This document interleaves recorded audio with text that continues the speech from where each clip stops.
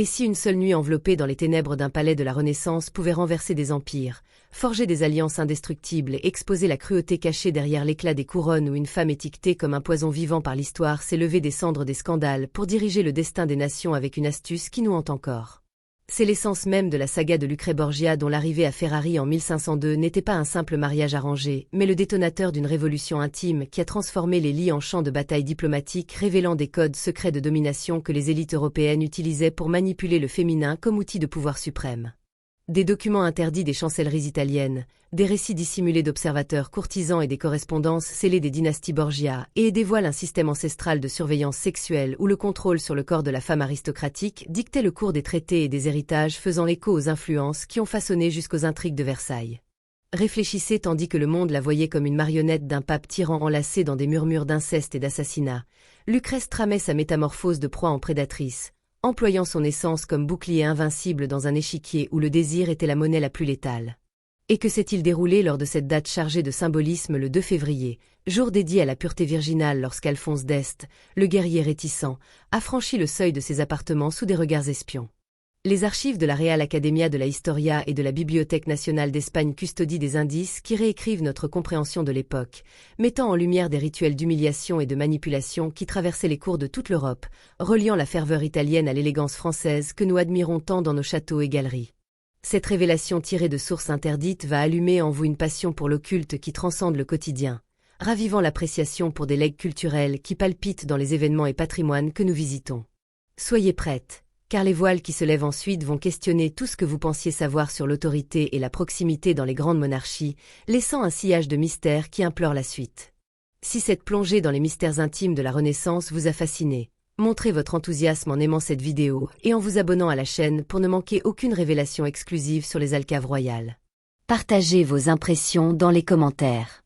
De quel pays, ville ou région venez-vous? J'adore découvrir la diversité de notre communauté cultivée. Et pour inspirer la prochaine histoire, proposez le nom d'une reine ou d'une noble dont les secrets méritent d'être dévoilés. Qui sait, elle pourrait être au cœur de notre épisode suivant. Ensemble, explorons les ombres du pouvoir avec élégance et profondeur. Abonnez-vous maintenant. Pour comprendre la portée de cette alliance, il convient de replacer les événements dans leur cadre temporel et spatial précis.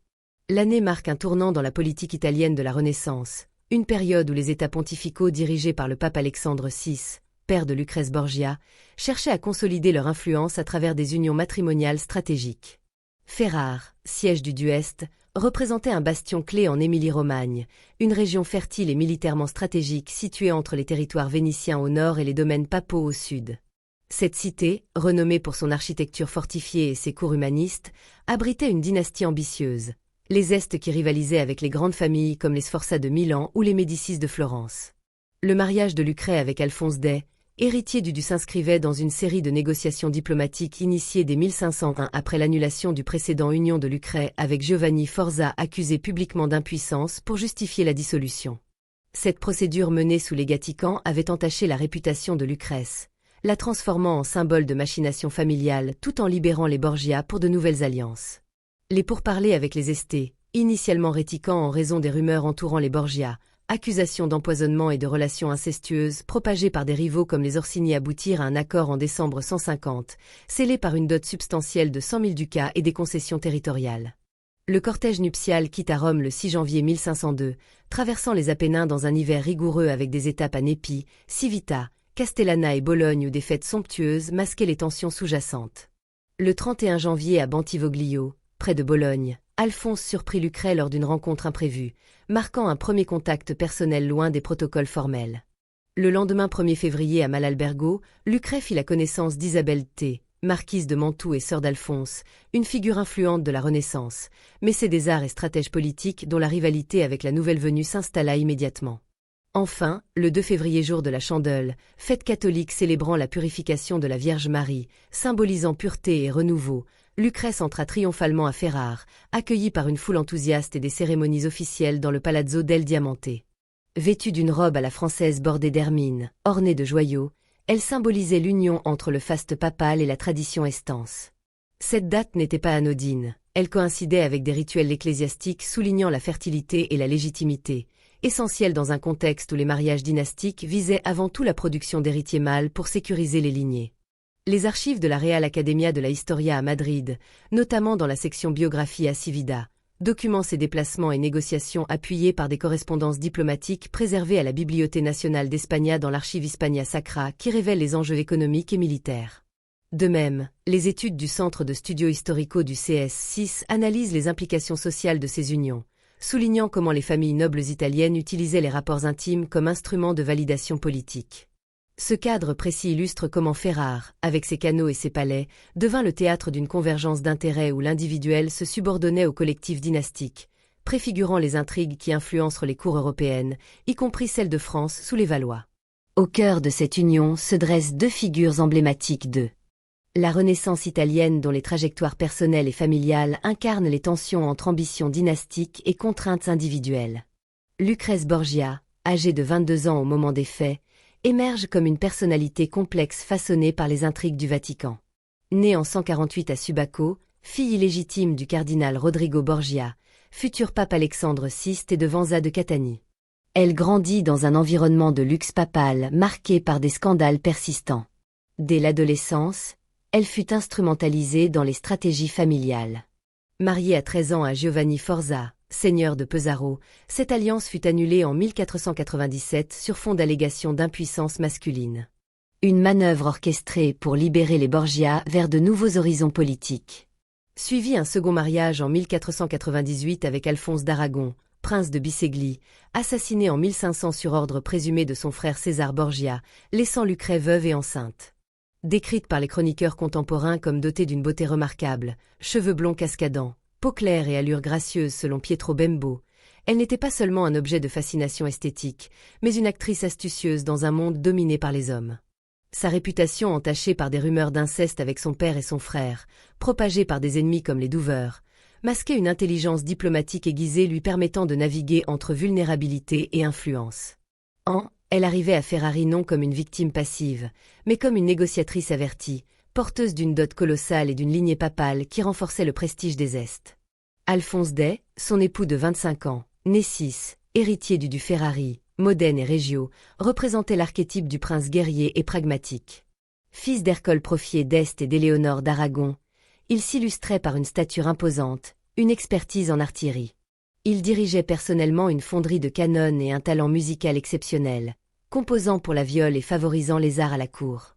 Rétiquant initialement à cette union en raison des controverses borgiennes, il céda aux pressions paternelles pour sécuriser une alliance avec Rome, essentielle face aux menaces vénitiennes et françaises. Pragmatique et peu enclin aux effusions courtisanes, il privilégiait l'efficacité militaire et administrative, contrastant avec le raffinement intellectuel de sa sœur Isabelle. Ce mariage pour lui n'était pas une affaire de cœur, mais un calcul géopolitique visant à consolider le duché contre les invasions imminentes comme celle de Louis X de France. Ensemble, Lucrèce et Alphonse incarnaient l'intersection entre vulnérabilité féminine contrôlée et virilité affirmée où l'intimité servait de sceau à des pactes plus vastes. Les sources de la Real Academia de la Historia soulignent comment leurs profils complémentaires, elle, résiliente et adaptable, lui, robuste et stratégique, transformait une nuit privée en validation publique de puissance dynastique, écho des pratiques qui imprégnaient les cours européennes des Habsbourg-Valois. Derrière les façades ornées des palais italiens de la Renaissance se dissimulaient des mécanismes sophistiqués de préparation matrimoniale, où la sphère intime des futures épouses nobles était soumise à une surveillance rigoureuse et à des protocoles codifiés destinés à garantir la stabilité dynastique. Ces pratiques, souvent occultées dans les chroniques officielles, émergeaient d'un système ancestral où le corps féminin aristocratique devenait l'instrument primordial de consolidation du pouvoir, exposé à des rituels de purification physique et spirituelle, à des examens médicaux intrusifs et à des directives comportementales précises. Tout orchestré par des figures d'autorité comme des médecins de cour, des confesseurs ecclésiastiques et des dames d'honneur expérimentées.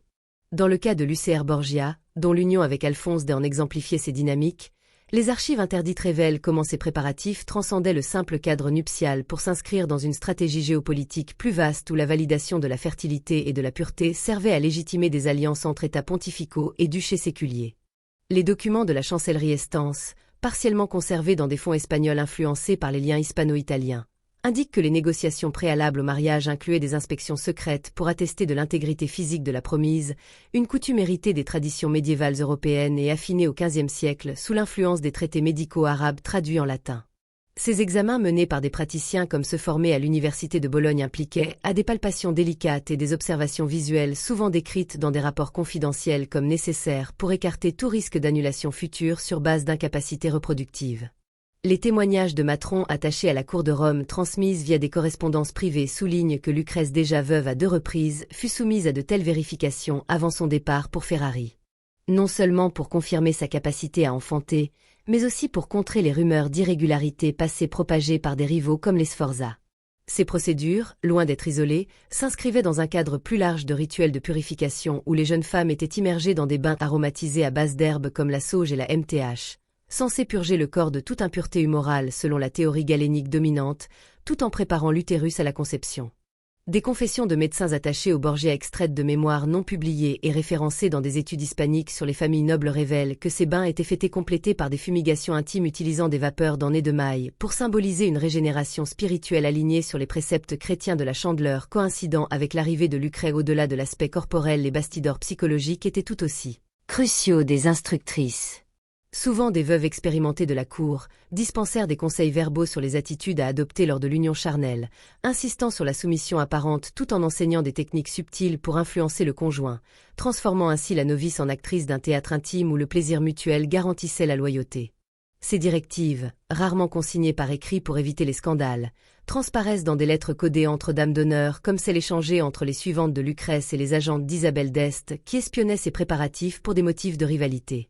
Dans le contexte plus large des courses européennes, ces mécanismes trouvaient des échos en France où les Valois employaient des protocoles similaires lors des mariages royaux comme celui de Catherine de Médicis, influencés par les coutumes italiennes importées via les alliances florentines.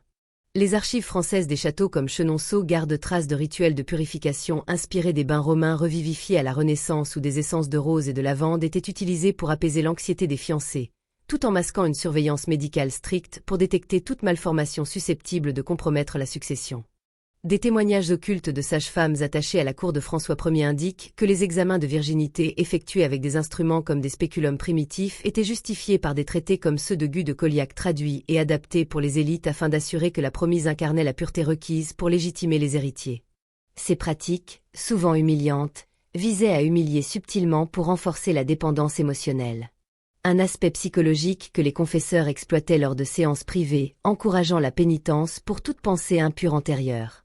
En Angleterre, sous les Tudors, des rituels analogues précédant les unions dynastiques comme celui d'Anne Boleyn ou des médecins royaux influencés par des textes italiens circulant via les diplomates vénitiens procédaient à des inspections pour contrer les accusations de sorcellerie ou d'infertilité avec des instructions sur les positions corporelles, favorisant la conception tirée de manuscrits comme le de Mulierum Passionibus d'Hippocrate revisité. Les documents censurés des archives de la Tour de Londres révèlent que ces préparatifs incluaient des jeûnes rituels pour purifier le sang, considérés essentiels pour éviter les malformations chez les descendants. Une crainte omniprésente dans les lignées consanguines. En Espagne, les Habsbourg raffinaient ces traditions avec un accent sur la dévotion mariale où les futures épouses subissaient des novenas de prière combinés à des bains thermaux comme à l'Alhambra sous influence mort pour aligner le corps sur des idéaux de fertilité divine. Des confessions de médecins de la cour de Philippe II conservées dans des fonds monastiques exposent des examens intimes utilisant des huiles sanctifiées destinées à certifier l'absence de défauts vénériens qui pourraient entacher la pureté raciale des enfants. Ces protocoles transmis via des réseaux d'alliances matrimoniales reliaient l'Italie à l'Espagne influençant les Borgia d'origine valencienne qui intégraient des éléments ibériques dans leurs rituels comme l'usage de safran pour stimuler la vitalité utérine. Retournant à Lucrèce, les sources hispaniques de la Real Academia de la Historia, bien que lacunaires sur les détails intimes, croisés avec des études sur les pratiques sociales, suggèrent que ces préparatifs à Rome incluaient des consultations avec des astrologues pour déterminer les jours auspicieux combinés à des leçons sur la gestion de la douleur initiale dispensées par des matrones pour transformer l'expérience en outil de séduction durable. Les rituels d'humiliation subtile comme l'exposition partielle lors des examens servaient à briser la résistance psychologique, rendant la femme plus malléable aux exigences dynastiques. Un thème récurrent dans les témoignages de dames d'honneur Mantoine, qui rapportait en secret ses vulnérabilités à Isabelle d'Este. En Russie, les cours tsaristes adoptaient des variantes orthodoxes avec des bains de vapeur et des onctions d'huile sainte pour purifier l'âme et le corps. Comme pour Catherine Ier, dont les mémoires occultes révèlent des instructions explicites sur l'endurance physique, influencées par des échanges avec des diplomates italiens. Dans l'Empire ottoman, les harems imposèrent des régimes de beauté et de santé rigoureux avec des examens par des médecins pour garantir la virginité.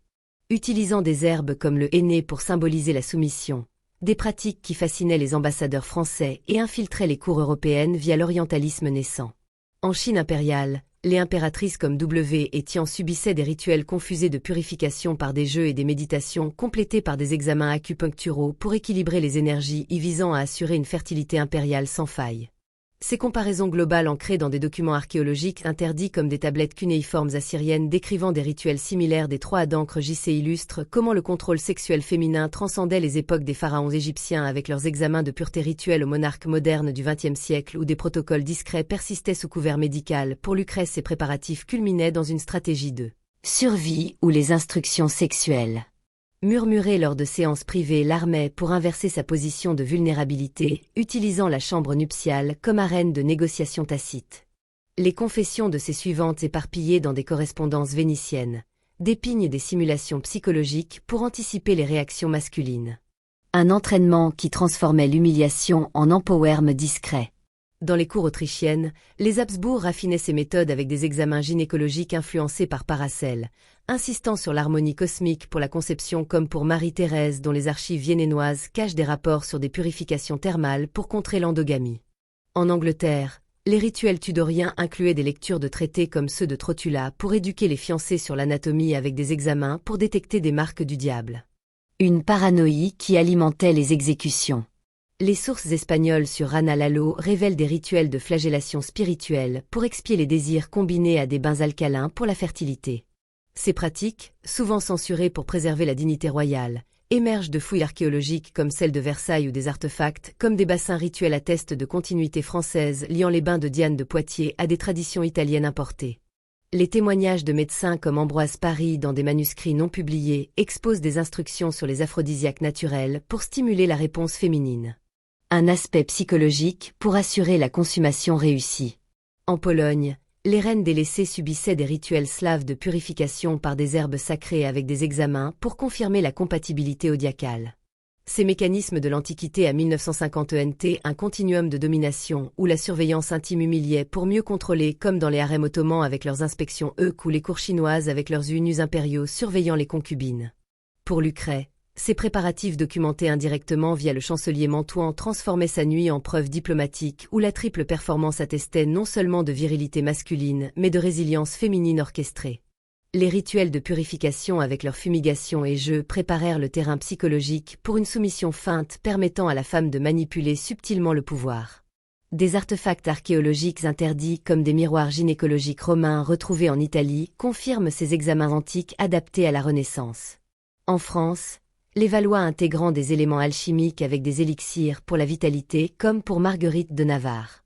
Ces secrets, tirés de confessions médicales et témoignages occultes, révèlent un monde où l'intime était politique, humiliant pour dominer, reliant Ferrari à Paris dans une toile de contrôle sexuel ancestral. Ces mécanismes ancestraux, tissés dans le tissu même des cours européennes, convergeaient inexorablement vers le moment pivotal où la théorie se muait en actes concrets, transformant les préparatifs en une épreuve décisive pour la légitimité dynastique. Le soir du 2 février 1502, alors que les torchées vacillantes illuminaient les corridors du Palazzo del Diamante à Ferrari, Lucre Borgia, escorté par une suite discrète de suivantes romaines, se retira dans ses appartements fraîchement attribués. Un espace orné de tapisseries flamandes représentant des scènes mythologiques de fertilité, symbole subtil des attentes imposées aux unions nobles. Alphonse d'Este ayant présidé aux cérémonies publiques de l'après-midi une procession solennelle traversant les rues pavées de la cité où la foule acclamait la nouvelle duchesse sous un ciel crépusculaire chargé de promesses hivernales, rejoignit bientôt sa promise, marquant le début d'une séquence intime dont les échos politiques résonneraient bien au-delà des murs de pierre. Selon les rapports précis du chancelier Mantouen, dépêché par Isabelle d'Este pour observer chaque détail avec une acuité rivale, cette rencontre ne se limita pas à une simple formalité conjugale, mais s'inscrivit dans un protocole diplomatique codifié où la performance physique servait de sceau irréfutable à l'alliance entre les Borgia et les Este. Ce fonctionnaire positionné stratégiquement via des informateurs infiltrés parmi le personnel de chambre consigna dans une missive secrète au duc de Mantoue que l'union fut validée par 3 actes successifs au cours de la nuit. Un détail non anecdotique mais chargé d'une signification juridique et symbolique profonde hérité des coutumes médiévales où la multiplicité attestait de la vigueur reproductive essentielle pour écarter tout doute sur la validité du lien matrimonial. Les archives diplomatiques italiennes croisées avec des analyses hispaniques sur les pratiques nobiliaires confirment que de tels enregistrements étaient courants dans les chancelleries servant de certificat de potentie pour contrer les annulations potentielles comme celle subie par Lucret avec Giovanni Forza dont l'incapacité à léguer avait été publiquement brandie pour dissoudre l'union précédente. Dans ce contexte, la triple occurrence n'était pas un excès passionnel mais une démonstration calculée de capacités procréatrices alignées sur des traités comme ceux de canonistes bolognais qui stipulaient que la consommation multiple renforçait la preuve irréfutable contre toute contestation future transformant l'alcôve en tribunal privé où le corps masculin prouvait sa supériorité dynastique. Les sources du Centre des Studios Historicaux soulignent comment cette pratique influencée par des précédents byzantins importés via Venise intégit surveillance avec des témoins indirects comme des gardes postés aux abords ou des serviteurs attentifs au bruit pour corroborer les faits sans intrusion visuelle directe. Une évolution des anciennes coutumes où des observateurs familiaux assistaient ouvertement à l'acte. Pour Lucrèce, cette nuit représentait l'apogée stratégie personnelle forgée dans l'adversité. Veuve de 2 maris éliminés par des intrigues familiales, elle avait appris à naviguer les eaux troubles du pouvoir sexuel, utilisant sa présence physique non comme une faiblesse, mais comme un levier pour sécuriser sa position à Ferrare, loin des ombres romaines dominées par son père et son frère. Les correspondances occultes de ces dames de compagnie préservées dans des fonds vénitiens indiquent qu'elle avait anticipé cette épreuve en adoptant une posture de réceptivité feinte guidée par des conseils antérieurs sur la gestion des rythmes intimes pour maximiser l'impression de compatibilité. Une tactique qui inversait subtilement la dynamique de domination. Alphonse, quant à lui, abordait ce rituel avec une détermination pragmatique. Conscient que sa réputation de guerrier et d'artilleur forgé dans les ateliers de fonderie où il concevait des armes innovantes, devait s'étendre à la sphère reproductive pour effacer les doutes semés par les rumeurs sur les Borgia et ainsi consolider l'alliance contre les menaces extérieures comme les ambitions françaises en Italie. Les documents de la Biblioteca Nacional d'Espagne dans la collection Hispania Sacra révèlent des parallèles avec des unions espagnoles où des rapports similaires sur des nuits nuptiales multiples servaient à valider des traités entre maisons royales, comme chez les Trastamara influençant les Borgia d'ascendance valencienne. Cette nuit, structurée autour de phases distinctes, une approche initiale marquée par des échanges protocolaires suivis d'intervalles de repos pour accentuer la démonstration d'endurance, s'inscrivait dans un cadre plus large de codes diplomatiques secrets où la Chambre devenait extension du Conseil d'État avec des implications pour la succession et menacée par l'absence d'héritiers légitimes. Les études sur les familles nobles renaxantistes mettent en lumière comment ces actes étaient consignés avec une précision clinique, évitant les détails sensoriels pour se concentrer sur la quantification. Une approche qui protégeait les parties contre des accusations d'inadéquation tout en projetant une image de vitalité dynastique aux alliés et rivaux. Isabelle depuis Mantoue orchestrait cette surveillance via son chancelier, motivée par une jalousie viscérale envers celle qu'elle percevait comme une intruse, menaçant son statut de figure culturelle dominante, une rivalité qui transparaît dans des lettres codées où elle exprime son dédain pour l'origine impure de Lucret. Ce réseau d'espionnage typique des cours italiennes transformait l'intime en domaine public discret où des informateurs rapportaient non seulement les faits mais aussi les atmosphères, silence tendu, respiration accélérée pour évaluer la solidité de l'union. Dans une perspective comparative, ces dynamiques trouvaient des échos en France où les nuits nuptiales des Valois, comme celles de Henri II et Catherine de Médicis intégrèrent des protocoles de validation multiples influencés par les importations italiennes avec des médecins royaux, notant les occurrences pour certifier la fertilité. Des pratiques documentées dans des mémoires de la cour de Fontainebleau.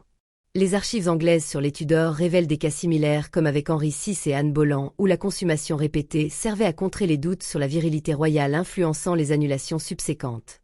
En Espagne, les Habsbourg employaient des notaires pour enregistrer ces détails lors d'un cel de Philippe II, liant la performance intime à la stabilité impériale. Ces parallèles globaux ancrés dans des traditions remontant aux empires romains où les augures interprétaient les signes corporels pour valider les mariages illustrés comme en Ferrare en 1502 devenaient un microcosme de ces systèmes où Lucrèce, par sa résilience, réinventait son rôle de simple pion en architecte de sa sécurité. Les rituels nocturnes, accélérés par l'urgence diplomatique, avec Alphonse conscient des espions et Lucret à masquer son appréhension, culminaient en une preuve tangible de alliance scellée, préfigurant les grossesses futures malgré les complications initiales. Des artefacts archéologiques comme des anneaux nuptiaux gravés de symboles de fertilité retrouvés en site italien corroborent ces coutumes, reliant l'événement à un héritage européen plus vaste. Les témoignages occultes de serviteurs restant filtrés via des chroniques mantoises dépeignent une atmosphère chargée d'attente où chaque intervalle renforçait la narrative de puissance mutuelle transformant l'humiliation potentielle en triomphe partagé. En Russie, les tsarines comme Elisabeth Petrovna subissaient des scrutins similaires avec des rapports sur l'endurance masculine pour légitimer les règnes. Dans l'Empire ottoman, Les sultanes comme Roxlan utilisaient ces nuits pour consolider leur ascendance avec des notant les détails pour les intrigues de harem. En Chine, les impératrices Tang comme Yanji naviguaient des protocoles impériaux où la multiplicité attestait de faveurs divines. Ces connexions historiques tirées d'études comparatives accélèrent la compréhension de comment cette nuit à Ferrari redéfinissait les normes avec Lucrèce émerge comme prototype de la femme noble maîtrisant son destin intime. Les dynamiques psychologiques explorées via des analyses sur la renaissance sociale montrent comment elle employait des gestes subtils pour guider l'échange inversant la domination. Alphonse, par sa robustesse, validait non seulement son lignage mais aussi l'alliance contre Venise. Cette accélération narrative soutenue par des sources primaires expose l'exclusivité de ces faits reliant l'Italie à la France dans une toile de contrôle sexuel impérial. Cette convergence de préparatifs et d'actes intimes atteignait son apogée dans les répercussions immédiates et durables, qui redessinaient les contours du pouvoir nobilaire où la validation physique se muait en fondement irréfutable pour des héritages et des stratégies à long terme. Immédiatement après cette nuit du 2 février 1502, les échos de l'événement se propagèrent à travers les réseaux diplomatiques italiens avec le rapport du chancelier Mantoin servant de vecteur principal pour diffuser la nouvelle de la consommation réussie. Un détail qui, loin d'être anodin, renforçait la crédibilité de l'alliance Borgia sain aux yeux des courses environnantes comme Venise et Milan qui scrutaient toute faiblesse potentielle pour exploiter des divisions.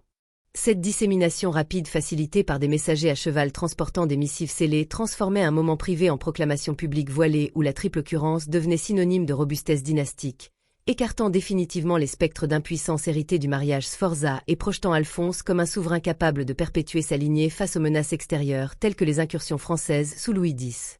Lucret, de son côté, émergeait de cette épreuve non comme une figure passive, mais comme une stratège accomplie, ayant converti sa vulnérabilité antérieure en atout politique. Une métamorphose qui la positionnait au centre de la cour ferraraise, influençant les décisions culturelles et administratives avec une subtilité accrue. Les conséquences physiologiques se manifestèrent promptement. Dès les mois suivants, des signes de grossesse apparurent, culminant en septembre avec la naissance prématurée d'une fille morte-née, un événement tragique marqué par des convulsions et une fièvre puerpérale qui mirent Lucrèce aux portes de la mort, révélant les risques inhérents à ces unions accélérées où la pression reproductive prima sur la santé. Les médecins estant formés aux doctrines hippocratiques adaptées, documentèrent ces complications dans des rapports confidentiels, soulignant comment les efforts nocturnes, bien que symboliquement victorieux, imposaient un tribut corporel sévère, un pattern récurrent dans les annales nobiliaires où les femmes supportaient les fardeaux de la succession. Cette perte initiale, loin de miner l'alliance, renforça paradoxalement les liens avec Alphonse, démontrant une sollicitude inattendue lors de la convalescence. Un geste qui humanisait le prince guerrier et consolidait la loyauté de Lucret, transformant leur relation en partenariat pragmatique. Sur le plan épilogique, cette nuit posa les bases pour une série de naissances ultérieures. Seb documenté dont l'héritière Colli en 1508 assurant la continuité du dû intégrant la lignée Borgia dans l'aristocratie estanse. Un legs qui perdura jusqu'à l'extinction de la maison en 1597. Les sources hispaniques, comme celle de la Real Academia de la Historia, analysent comment ces répercussions influencèrent les dynamiques matrimoniales ibériques ou des validations similaires chez les Habsbourg, comme pour Marguerite Thérèse d'Espagne menait à des grossesses multiples malgré les dangers, perpétuant un cycle de domination où la fertilité féminine était à la fois célébrée et exploitée. En France, les échos se faisaient sentir dans les unions valoisiennes où Catherine de Médicis, inspirée par ses racines italiennes, naviguait des complications postnuptiales similaires avec des fièvres et des pertes initiales menant à une progéniture abondante, renforçant le trône contre les factions huguenotes. Ces parallèles tirés d'archives versaillaises illustrent comment l'événement Ferrare redéfinissait les normes européennes avec Lucret servant de modèle pour des femmes nobles, utilisant leur résilience reproductive comme bouclier contre l'instabilité. La rivalité avec Isabelle d'Este s'intensifia dans l'après-coup avec des échanges épistolaires acerbes où la marquise de Mantoue minimisait les accomplissements de sa belle-sœur tout en envifiant secrètement sa capacité à surmonter les épreuves. Une tension qui alimenta des intrigues culturelles comme des compétitions pour le patronage artistique. Fons, fort de cette preuve de virilité, consolida son autorité militaire menant des campagnes contre les Vénitiens en 159 où la stabilité familiale lui procurait un avantage stratégique. L'épilogue plus large révèle comment cette nuit inaugurait une ère de réforme intime dans les cours où les protocoles de validation évoluaient vers plus de discrétion au XVIe siècle influençant les Habsbourg autrichiens avec Marie-Thérèse, dont les 16 grossesses suivaient un schéma de récupération post-traumatique similaire. En Angleterre, les Tudors via Élisabeth I rejetaient ces pressions en optant pour la virginité politique, un contre-modèle réactif aux excès perçus. Dans les unions comme celle d'Anne Bolland marquées par des accusations post-nuptiales menant à l'exécution. Les conséquences sociales pour Lucret incluaient une élévation de statut devenant mécène des arts et hutesse de poète comme l'Arioste transformant Ferrare en centre humaniste. Un héritage qui rayonnait jusqu'à la France renaissante. Des artefacts archéologiques comme des bijoux nupes exhumés en Émilie corroborent ces évolutions symbolisant la transition de l'humiliation à l'empowerm. En Russie, Catherine de étendait ses dynamiques avec ses multiples liaisons produisant des héritiers illégitimes validés politiquement écho des stratégies borgiennes. Dans l'Orient ottoman, Roxelane convertissait ses nuits en ascendance régante menant à des réformes arumiques influençant les ambassades européennes. En Chine, Wuhan utilisait des grossesses stratégiques pour consolider son règne unique. Un épilogue de pouvoir féminin transcendant les cultures. Ces liens globaux de 3000 navires GRC avec les reines sumériennes survivant à des rituels post-nuptiaux pour dominer jusqu'à 1950 avec des figures comme Eva Perón naviguant des pressions similaires en contexte moderne forme. Un continuum où l'événement de 1502 apparaît comme pivot redéfinissant le contrôle sexuel comme outil de survie et d'ascension pour Lucrèce. Les années suivantes virent une stabilisation avec des alliances familiales renforcées jusqu'à sa mort en 159 d'une fièvre puerpérale récurrente, un sacrifice ultime à la dynastie. Alphonse régnant jusqu'en 1534 lègue un duché fortifié, preuve tangible de cette fondation intime. Cet épilogue ancré dans des documents censurés expose comment une nuit forgeait des empires, reliant Ferrare à Versailles dans une narrative impériale où la femme par sa endurance altérait l'histoire. Ces révélations sur les mécanismes intimes qui ont sculpté les destinées royales des alcôves italiennes au salon français invitent à une réflexion profonde sur les héritages cachés de notre patrimoine culturel où chaque château visité recèle des échos de ces luttes pour le contrôle absolu. En explorant ces vérités occultes tirées de documents interdits et d'analyses historiques exclusives, vous accédez à un savoir réservé à un cercle restreint, enrichissant votre compréhension de l'époque où le pouvoir se forgeait dans l'ombre des lits princiers. Si cette plongée dans les secrets de Lucrèce Borgia et de la Renaissance vous a captivé, imaginez les découvertes futures sur des figures comme Catherine de Médicis ou Marie-Antoinette reliant directement à notre grandeur nationale. Abonnez-vous dès maintenant à la chaîne pour ne manquer aucune de ces disclosures uniques qui transforment vos visites de musée en quête personnelle de vérité. Activez la cloche de notification pour recevoir en priorité ces contenus raffinés conçus pour des esprits curieux comme le vôtre avides d'exclusivité et de profondeur culturelle. Partagez cette vidéo avec celles qui partagent votre passion pour l'histoire élégante et commentez ci-dessous quelle révélation vous a le plus marqué. Vos retours inspirent les prochaines explorations, renforçant cette communauté d'initiés au passé aristocratique. Ensemble, préservons et célébrons ce legs français incomparable loin des versions édulcorées. Merci pour votre attention fidèle. À bientôt pour d'autres mystères.